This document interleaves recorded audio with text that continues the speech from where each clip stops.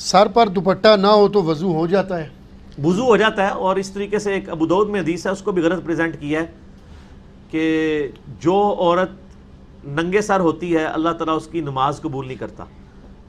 وہ کسی نے اس کو اس حوالے سے پریزنٹ کر دیا ہے کہ جو عورت یعنی پردہ نہیں کرتی، عام حالت میں ننگے سر پھرتی ہے، وہ نماز پڑھے بھی تو قبول نہیں ہوتی۔ وہ یہ نہیں ہے، نماز کی حالت میں جس طرح مرد کے لیے ناف سے لے کے گھٹنوں کے نیچے تک ستر ہے نا، عورت کے لیے سر کا ڈھانپنا نماز پڑھنے کے دوران یہ فرض ہے۔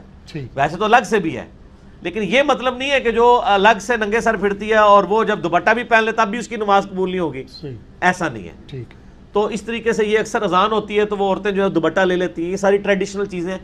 اگر کوئی کرتا ہے بہت اچھی بات ہے، ہم تو اسے کوئی بدعت نہیں کہتے ہیں، لیکن اس کو اس طریقے سے نہ کوئی سمجھے کہ یہ واجب ہے، یہ فرض ہے۔ ٹھیک ہو گیا؟ ٹھیک، جزاک اللہ۔ علی بھی اگلا سوال ہے، کیا بغیر دوپٹہ کے وضو ہو جاتا ہے جبکہ گھر میں کوئی نامحرم بھی موجود نہیں ہے؟ اسی طرح دوپٹہ کے بغیر درود شریف اور ذکر اللہ کرنا جائز ہے یا کہ ناجائز؟ یہ بڑا کریٹیکل سوال ہے، یہ عوامی سوال ہے۔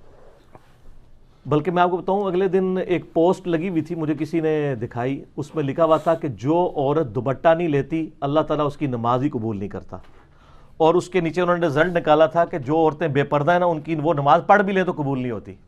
دیکھو کتنا غلط رزلٹ نکالا ہے، حالانکہ وہ اس کا مطلب یہ نہیں ہے حدیث کا، وہ حدیث آپ کو 70 والے چیپٹر میں ملے گی کہ نماز کے دوران جو ننگے سر عورت نماز پڑھے اس کی نماز نہیں ہوتی۔ یہ نہیں ہے کہ ایک عام عورت ہے اور بے پردہ ہے اور وہ نماز میں پردہ کر کے نماز پڑھتی ہے تو چونکہ وہ باہر بے پردگی کر رہی ہے تو اس کی نماز نہیں ہوگی۔ ہاں بالغ، ظاہر ہے بالغ عورت کی بات ہو رہی ہے نا، نماز تو فرض اسی پہ نا، نابالغ کے اوپر تو کوئی نہیں ہے، نابالغ تو بغیر وضو کے بھی کوئی بچہ پڑھ لیتا ہے، اس پہ تو کوئی فتویٰ نہیں ہے، صرف ترغیب دلائی جائے گی۔ تو کوئی بالغ عورت جو ہے وہ اگر بغیر دوپٹے کے نماز پڑھتی ہے، اور دوپٹہ بھی ایسا ہونا چاہیے جس دوپٹے میں سے بالوں کی چمک باہر دکھائی نہ دے، یعنی اتنا موٹا دوپٹہ یا حجاب ہونا چاہیے، تو اس سے کور کریں تو نماز پڑھی جائے۔ باقی رہا کہ کسی گھر میں کوئی نامحرم نہیں ہے، یا گھر میں نامحرم تو ہے لیکن اس کے سامنے آمنا سامنا نہیں ہونا، آپ دوسرے پورشن میں ہیں، اور کوئی شخص اس وقت کوئی عورت جو ہے وہ اس طریقے سے بال کھول کے وضو کر لیتی ہے تو کوئی حرج نہیں ہے، وضو کا پروٹوکول تو نہیں ہے، یہ تو نماز کے ساتھ ریلیٹڈ ہے۔ اور میں نے یہ بھی بتایا تھا کہ صحیح بخاری مسلم میں حدیث ہے کہ نبی علیہ السلام پگڑی کے اوپر بھی مسح کر لیتے تھے، اور اس کے تحت میں نے یہ بھی بتایا تھا جو عورت ایک دفعہ وضو کر کے حجاب پہن لے اور پھر بعد میں وہ حجاب اتارے نا، تو جتنی دیر تک حجاب پہن کے رکھی ہے اس دوران اس کو حجاب اتار کے سر کا مسح کرنے کی ضرورت نہیں، اس کے اوپر سے بھی کر سکتی ہے، جیسے کہ جرابوں اور موزوں پہ مسح ہو سکتا ہے، پگڑی کے اوپر یہ قیاس کیا۔ لیکن اگر کوئی نامحرم ہے تو پھر تو ظاہر ہے وہ آپ کو پردے کا اہتمام کرنا چاہیے، اس میں تو پھر بہتر یہ ہے کہ واش روم کے اندر بھی ایک بیسن ہونا چاہیے جہاں پہ لوگ وضو کر کے عورتیں باہر نکلیں اہتمام کر کے۔ تو باقی یہ کہنا کہ جی جو عورت اپنے گھر میں بھی ننگے سر بیٹھی ہے اس کو شیطان دیکھتا ہے، غلط ہے، یہ پاسبل نہیں ہے، اتنی بڑی آپ یعنی بلیم نہ لگائیں، دین کے اندر خود سے چیزیں انجیکٹ نہ کریں، حتیٰ کہ اذان شروع ہوتی ہے تو ہماری عورتیں جو وہ دوپٹے تلاش کر رہی ہوتی ہیں۔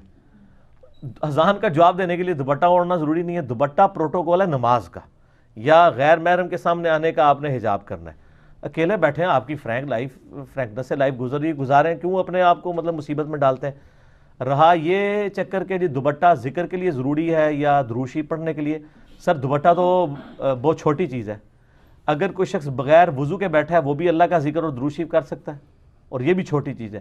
اگر کسی شخص کے اوپر غسل فرض ہے وہ بھی اللہ کا ذکر اور دروشی پڑھ سکتا ہے حالت جنابت میں۔ صحیح مسلم میں حدیث ہے، جنابت والے چیپٹر میں اما عائشہ سے پوچھا گیا کہ نبی علیہ السلام جو ہے وہ کیا اس حالت میں بھی اللہ کا ذکر کرتے تھے؟ انہوں نے کہا نبی علیہ السلام ہر حال میں اللہ کا ذکر کیا کرتے تھے، چاہے آپ جنبی بھی ہوں۔ اور جامع ترمذی میں حضرت علی رضی اللہ تعالیٰ عنہ علیہ السلام سے روایت ہے کہ مولا علی کہتے ہیں کہ نبی علیہ السلام کو حالت جنابت کے علاوہ کوئی اور حالت قرآن پڑھنے سے مانع نہیں ہوتی تھی، آپ جنابت کی حالت میں قرآن نہیں پڑھتے تھے اور باقی ہر حالت میں قرآن پڑھ لیتے تھے، یعنی بغیر وضو کے بھی پڑھ لیتے تھے۔ اور اس سے یہ بھی پتہ چلا کہ حالت جنابت میں صرف قرآن کی ممانعت ہے، باقی چیزوں کی ممانعت ہی کوئی نہیں ہے، کیونکہ انہوں نے قرآن کا ذکر کیا۔ سر ذکر تو اس کا تو کوئی پروٹوکول ہی نہیں ہے، الذین یذکرون اللہ قیاما وقعودا وعلی جنوبہم، اٹھتے بیٹھتے چلتے پھرتے آپ نے اللہ کو یاد کرنا ہے سر، تو اس میں کوئی پروٹوکول نہیں ہے کہ آپ نے جو ہے وہ بغیر یعنی وضو کے نہیں کر سکتے، یا یہ اور پھر اس میں وہ کہہ رہے ہوتے ہیں دیکھیں جی وہ اللہ کا ذکر بڑی بلند چیز ہے، آپ کو خوشبو لگا کے وضو کر، سر یہ ساری چیزیں آپ نے، اور اس میں عرض کر دوں جی سر سب سے گرم ذکر ہے جو لا الہ الا اللہ. جی آپ نہیں بتایا ہوا نا سر, ہم آپ کو ہی بتاتے ہیں. سب سے جلالی ذکر کون سا ہے؟ لا الہ الا انت سبحانک انی کنت من الظالمین. تو سر یہ کسی عطر فروش کی دکان پہ پڑا گیا تھا ذکر؟ کہاں پڑا گیا تھا؟ مچھلی کے پیٹ میں خوشبو ہوتی ہے. سب سے زیادہ تعفن, سب سے زیادہ بدبو کہاں ہوتی ہے؟ معدے میں, وہیں سے نکلتی ہے نا. تو سر سب سے زیادہ گرم ذکر جس کو آپ اگربتیاں جلا جلا کے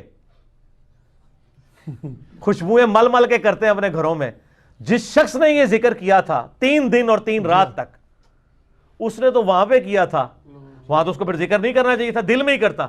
تو اس میں دل کا ذکر نہیں ہے, اس میں کیا وہ پکارا, ہمیں پکارا اللہ کی یاد, لا الہ الا انت سبحانک انی کنت من الظالمین. سورۃ الانبیاء میں آیا اور اللہ تعالیٰ نے فرمایا سورہ الصفات میں کہ اگر یونس اس دعا کے ساتھ ہمیں یاد نہ کرتا, ہائے ہائے ہائے, تو پھر اسی دن مچھلی کے پیٹ سے نکالا جاتا جس دن کے مردے نکالے جائیں گے, یعنی قیامت تک. یعنی وہ مچھلی یونس کی قبر بن جاتی اگر وہ یہ دعا نہ کرتا. اس سے کئی رزلٹ نکلے. ایک تو رزلٹ یہ نکلا کہ یہ دعا اللہ کو اتنی محبوب ہے کہ وہ اللہ جس کا جلال اتنا ہے کہ وہ اپنے پیغمبر کو بھی کہہ رہا ہے کہ تو نے قیامت والے دن ہی نکلنا تھا, کہ مجھے اتنا غصہ ہے تیرے اوپر, گناہ کے اوپر نہیں, لغزش کے اوپر. وہ غصہ بھی ٹھنڈا ہو گیا. اس لیے میں کہتا ہوں سب سے بیسٹ استغفار جو آئے ہیں ان میں سے ایک لا الہ الا انت سبحانک انی کنت من الظالمین ہے. اور جامعہ ترمذی میں حدیث ہے, جو شخص بھی یونس کی دعا کے ساتھ اللہ کی طرف متوجہ ہوا اللہ اسے محروم نہیں لوٹائے گا. یہ اسماء اعظم میں سے ہے. اور قرآن میں بھی ہے کذالک ننجی المؤمنین, مومنین کو بھی ہم نجات دیں گے جو یہ یونس کی طرح دعا مانگے گا. یہ تو قرآن میں بھی ذکر ہے. لا اچھا اس کے دیکھیں ترجمہ کتنا پیارا ہے, لا الہ الا انت, کوئی معبود نہیں سوائے تیرے, سبحانک اللہ تو تو غلطیوں سے پاک ہے, انی کنت من الظالمین, میں تو انسان ہوں نا, غلطیاں کروں گا.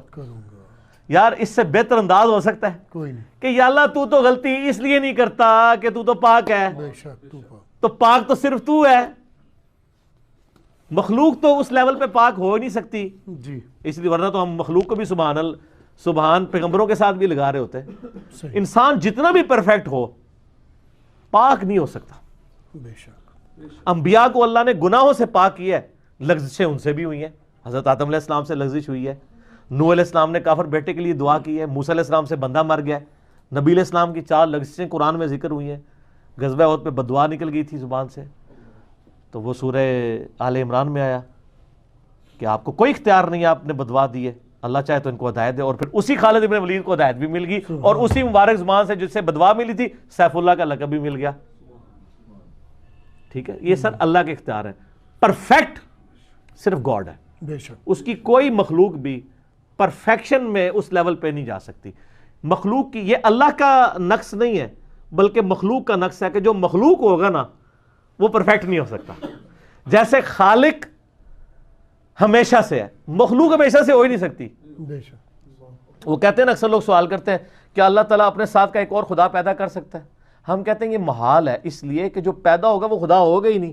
بے شک جو پیدا ہو گیا تو خدا کون ہے؟ لم یلد ولم یولد. ٹھیک ہو گیا. تو ذکر بھی کریں سر, اللہ کو یاد کریں, جھوم جھوم کے ہر جگہ ذکر کریں. کوئی پروٹوکول نہیں, نہ وضو نہ غسل, ذکر کے لیے کوئی پروٹوکول نہیں ہے.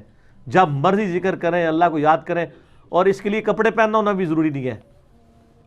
اکثر لوگ یہ سمجھتے ہیں کپڑے پہننا ضروری ہے, نہ کوئی ضروری نہیں ہے. بعض اوقات بندہ وضو کے لیے اندر چلا جاتا ہے, غسل کے لیے, یا غسل کرتے ہوئے تو لوگ بسم اللہ نہیں پڑھتے ہیں, کپڑے پہن کے پھر بسم اللہ پڑھتے ہیں. سر اللہ اور بندے کا کون سا پردہ ہے؟ ٹھیک ہے, آپ کر سکتے ہیں ذکر اللہ. یار اللہ تو قرآن میں فرماتا ہے سورہ نجم میں کہ میں تو تمہیں اس وقت سے جانتا ہوں جب تم ماں کے پیٹ میں ایک جنین تھے, تم نطفے تھے. تو مت کہو اپنے آپ کو پاکیزہ, وہ جانتا ہے کہ تم میں سے کون کتنا متقی ہے. ٹھیک ہے نا. تو اللہ سے میرا کون سا پردہ ہے؟ سر یہ ذکر اتنی بڑی دولت ہے کہ اسی لیے اللہ تعالیٰ قرآن پاک میں بھی فرماتا ہے نا کہ جب میدان جنگ میں تم ہو تو نماز خوف ادا کرو, اور پھر جب ریلیکس ہو پھر خوب اللہ کو یاد کرو. سبحان اللہ کا جو ذکر ہے نا سر, یہ جس پروٹوکولز جتنے یہ کمٹمنٹ سے ہو سکتا ہے نا, اور کوئی چیز نہیں ہو سکتی. اور وہ پھر دل سے نکلتی ہے وہ بات. یہ ذکر بہت بڑی نعمت ہے. بے شک.